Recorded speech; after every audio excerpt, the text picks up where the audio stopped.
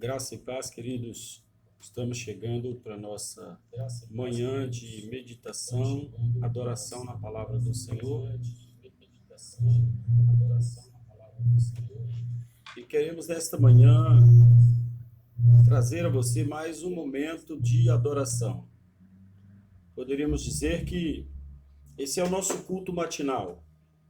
É o culto em que você pode adorar a Deus aí de dentro da sua casa, no conforto da sua casa, na sua sala ou no seu quarto, onde você estiver aí podendo tomar o seu smartphone ou através do seu computador, e você pode então participar conosco de um momento de culto ao Senhor, um momento de adoração a Deus.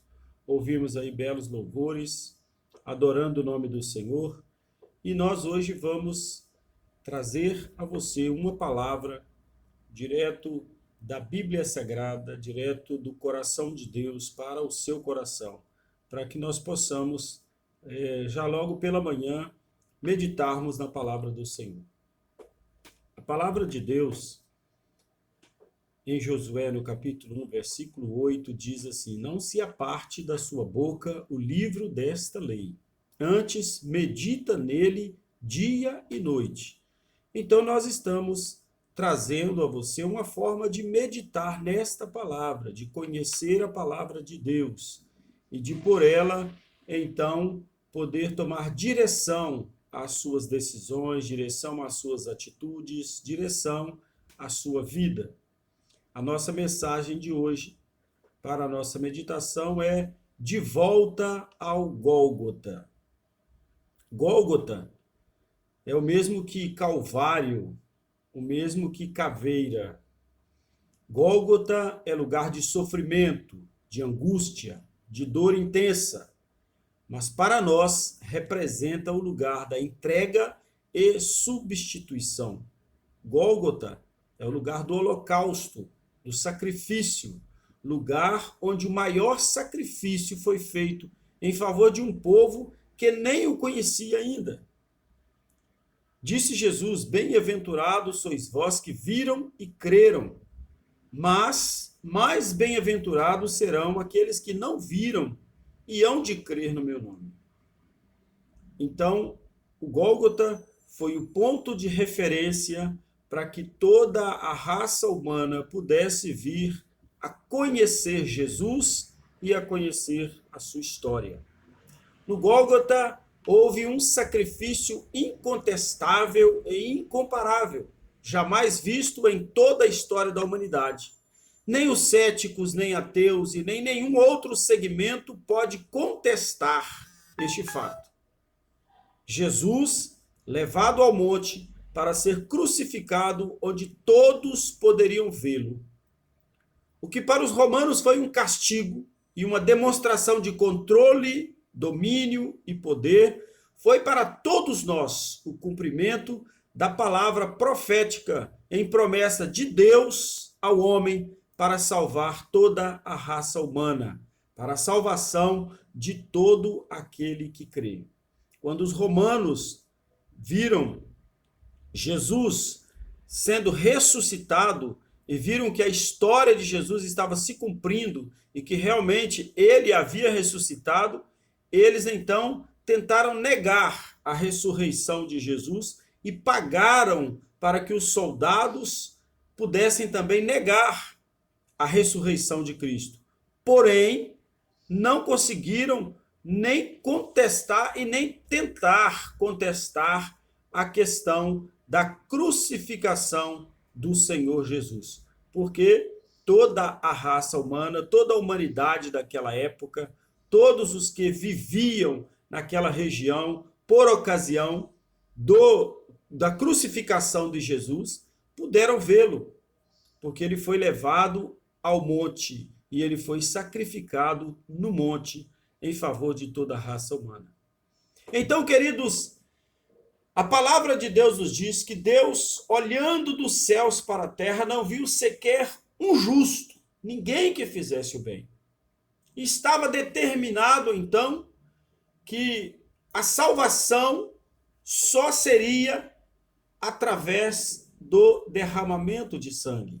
A Bíblia diz que sem derramamento de sangue não há remissão de pecados. Então Deus enviou o seu único filho para que ele pudesse morrer em favor de uma humanidade que nem Deus, nem conhecia Deus, nem sabia da existência de Deus. E pessoas que ainda viriam a nascer, como eu e você, que já nascemos milhares de anos depois do sacrifício de Cristo. Então Deus olha do céu e vê, não há sequer um justo, não há ninguém que faça o bem. Então ele decide enviar o seu único filho em sacrifício pelo pecador. E ele, sem nenhum pecado, se fez pecado por nós, entregando-se na cruz do Calvário. Portanto, o que para os líderes romanos seria uma condenação política, era apenas mais uma promessa de Deus se cumprindo a nosso favor. Quem suportaria tamanha dor e sofrimento? Quem entregaria um filho para morrer por assassinos, corruptos, ladrões, mentirosos, adúlteros e tantos outros? A Bíblia nos disse que Deus fez isso. O amor de Deus por nós é muito maior que o seu amor por si mesmo. Ele não mediu a nossa integridade, nem pensou se teríamos algum direito. Nada foi feito por méritos humanos, pois ele sabia que nenhum de nós teria em si o direito ou a capacidade de pagar pelos seus próprios pecados. Ele simplesmente fez a maior demonstração de amor. Ele jamais nos pediria algo que ele mesmo não tivesse sido o primeiro a dar como exemplo. Quando nos lembramos da história de Abraão e Isaque no Monte Moriá, logo nos perguntamos, como é possível um Deus que é chamado Deus de amor pedir a um pai que sacrifique o seu filho em um altar? Isso, humanamente falando, não faz sentido. Mas depois dos fatos do Gólgota, nos anos 30 da era cristã, vimos que ele estava simbolizando a Abraão e a toda a raça humana o que faria em nosso favor. O que ele, Deus, teria a capacidade, a disponibilidade de fazer a nosso favor. Deus, então, oferece em sacrifício o seu único filho no altar da cruz, no Monte Gólgota, para que todos pudessem ver, por amor a mim e a você. E a Bíblia afirma que Deus estava em Cristo reconciliando consigo o mundo. Então, qual foi o propósito de Deus em sacrificar o seu único filho? Existe, então, uma correlação entre o Monte Moriá e o Monte Gólgota. O Monte Moriá, a palavra Moriá significa visto pelo Senhor. O Monte Gólgota significa lugar da caveira ou crânio, dor, martírio, suplício. Então, do monte onde o Senhor viu que Abraão, o pai da fé, o nosso principal exemplo de fé e de demonstração de confiança em Deus, no poder e na provisão de Deus, lá no Monte Moriá, que significa visto pelo Senhor, então Deus viu que o homem precisava de passar também por este processo para que ele pudesse dar em sacrifício o seu único filho. No Moriá, o filho foi levado para ser sacrificado, mas quem foi sacrificado foi o cordeiro, como providência divina para salvar o filho. Quando Abraão e Isaque subiam ao monte, Abraão sabia que Deus providenciaria o sacrifício. Se você for analisar lá o texto em Gênesis, quando Abraão, no capítulo 12, fala sobre a história de Abraão e a história de Isaque, ele fala ali com os seus servos, com os seus trabalhadores que foram com ele até o monte, ele deixou os homens ao pé do monte e disse: ficai aqui, nós vamos ali sacrificar e vamos voltar. Ele sabia que Deus providenciaria algum meio de não levar o seu filho, embora ele estivesse determinado a entregar o seu filho em sacrifício ao Senhor. Então, no Monte Moriá, o filho foi levado para ser sacrificado, mas quem foi sacrificado foi o cordeiro, providenciado por Deus, simbolizando o Cordeiro Jesus, que seria posteriormente, milhares de anos depois, crucificado no Gólgota. No Gólgota, o cordeiro foi levado para o sacrifício, mas quem morreu foi o filho, como autossacrifício, para que o filho, então, salvasse o mundo e todos se tornassem filhos de Deus. Ele foi subindo como um cordeiro e como uma ovelha muda. Isaías reflete bem o que ele estava fazendo. E havia profetizado isto cerca de 700 anos antes de acontecerem. Dizia assim o profeta Isaías, no livro de Isaías, capítulo 53, no versículo 7. Ele foi oprimido e afligido, mas não abriu a sua boca. Como um cordeiro foi levado ao matadouro, e como ovelha muda perante os seus tosquiadores, assim ele não abriu a sua boca. Então ali estava sendo feito o maior sacrifício em benefício de toda a raça humana. O Deus que nos ama tanto preferiu entregar seu único filho para pagar o preço justo pelo pecado do homem. Porque a Bíblia dizia, a Bíblia já demonstrava, Deus já havia decretado que sem derramamento de sangue não há remissão de pecado. Então Deus chamou Abraão para o monte, oferecendo seu filho, filho da promessa, em sacrifício vivo, como forma de plena submissão a Deus. Ele estava provando o homem em si, e não apenas Abraão, pois sabia que toda a raça humana estava caminhando para o pecado, distanciando-se de Deus, e precisavam retornar ao caminho. Era uma tipificação clara do que Jesus faria por nós, pagando o preço justo pelo nosso pecado, riscando a cédula de dívida que havia contra nós nas ordenanças de Deus, como está escrito em Colossenses, no capítulo 2, versículo 14.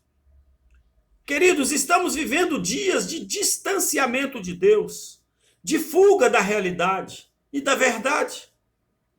Tempos de subterfúgios em que o homem procura colocar pecado onde não há pecado e admitir que o pecado habite na sua vida como se fosse a coisa mais natural, alegando que os tempos mudaram e precisamos atualizar. Para muitos, coisas que não são pecado se tornam pecado, estreitando mais ainda a porta da salvação. E para outros, o pecado já faz parte da sua vida e ele não consegue aceitar que o pecado causa distanciamento entre o homem e Deus.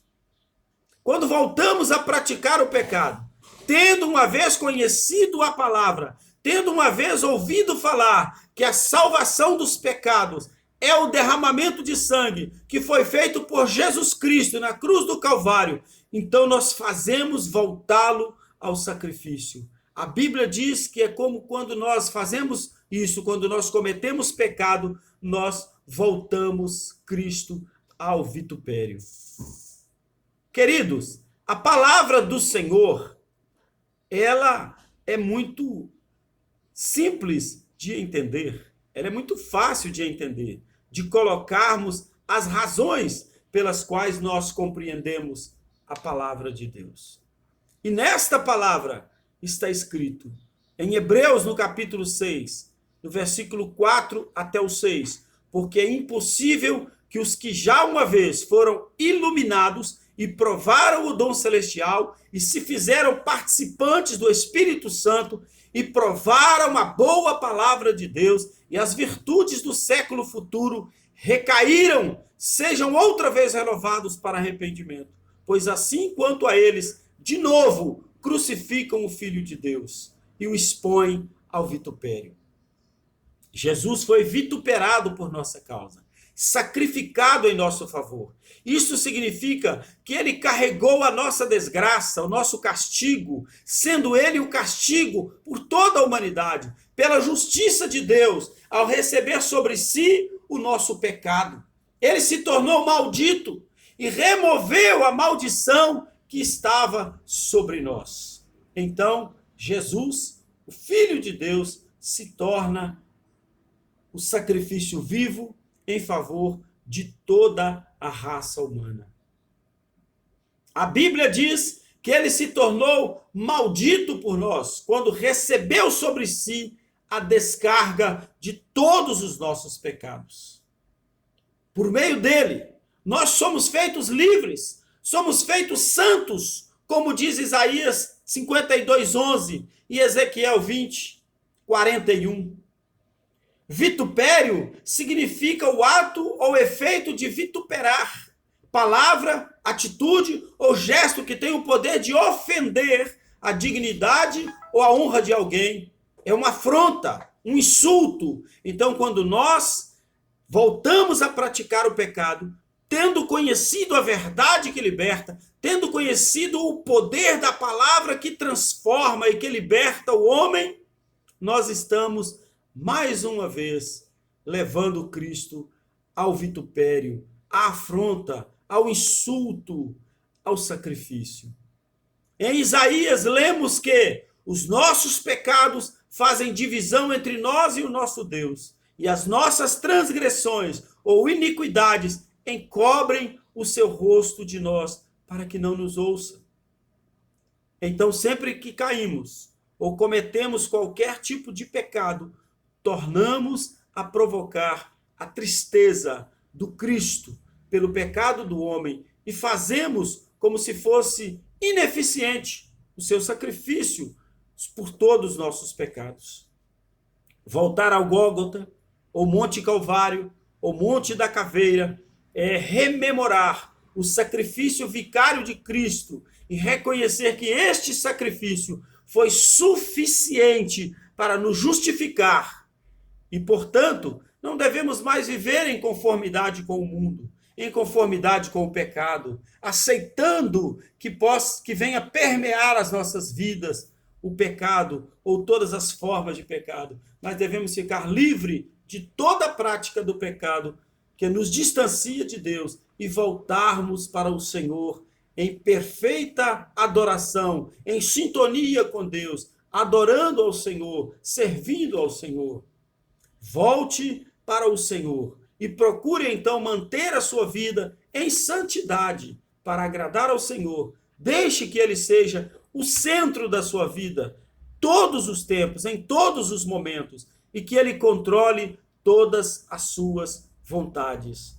Ser-me-eis santos, porque eu, o Senhor, vosso Deus, sou santo. Portanto, ser-me-eis santos em toda a vossa maneira de viver. Precisamos, queridos, aprender a buscar ao Senhor, aprender a viver em santidade, aprender a viver distanciado do pecado.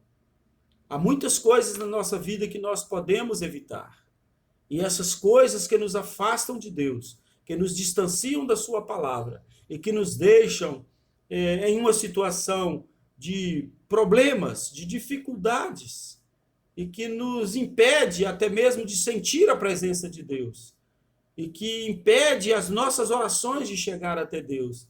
Precisamos, então, de nos prostrarmos diante do Senhor, de buscarmos a face do Todo-Poderoso, de reconhecer a nossa condição de pecador, de nos humilharmos perante Ele e dizer: Pai, perdoa-nos, perdoa os nossos pecados, purifica as nossas vidas, transforma-nos em verdadeiros adoradores, para que estejamos sempre prontos para adorar ao Senhor em espírito e em verdade. Porque a Bíblia diz que importa que os verdadeiros adoradores adorem ao Pai em espírito e em verdade. E nós fazemos isto nos distanciando do pecado. O pecado nos distancia de Deus. A adoração e a palavra nos distancia do pecado. A oração nos traz a comunhão e a intimidade com o Senhor, em um relacionamento perfeito, sublime e para sempre, para adorar ao Senhor. Busque ao Senhor, exalte ao Senhor, invoque o nome do Senhor, adore o nome do Senhor, pois Ele tem promessas de vitória para mim e para você, hoje e todos os dias. Então temos que aprender a buscar ao Senhor e dedicar a Ele toda a nossa devoção e toda a nossa adoração. Que o Senhor te abençoe e te guarde neste dia e te dê um grande dia de muita bênção, de muita vitória. Senhor Deus, Pai Todo-Poderoso, nós oramos a Ti neste momento, consagrando ao Senhor as nossas vidas, adorando e bendizendo o Teu nome. Louvamos ao Senhor, querido Deus, porque sabemos que o Senhor é Deus fiel, é Deus poderoso, é Deus que cumpre nas nossas vidas a Sua palavra. Nós louvamos o Teu nome, te adoramos, Senhor. Entregamos cada vida nas Tuas mãos, cada um dos Teus servos, cada família, repreendendo toda enfermidade, todo mal, todo espírito de enfermidade e declaramos vitória sobre o Teu povo nesta manhã.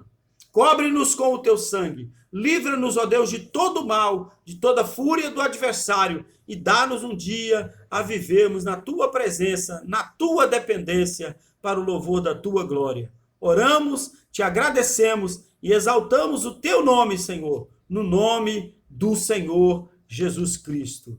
Que o amor de Deus, o nosso Pai, a graça salvadora de Jesus Cristo, a comunhão e as doces consolações do Espírito Santo de Deus estejam sobre a sua vida, hoje e sempre, em nome do Senhor Jesus. Deus te abençoe, meu querido, um grande abraço a você e te aguardo para logo mais às 19h30 para mais um momento de meditação através deste mesmo canal, em nome do Senhor Jesus Cristo.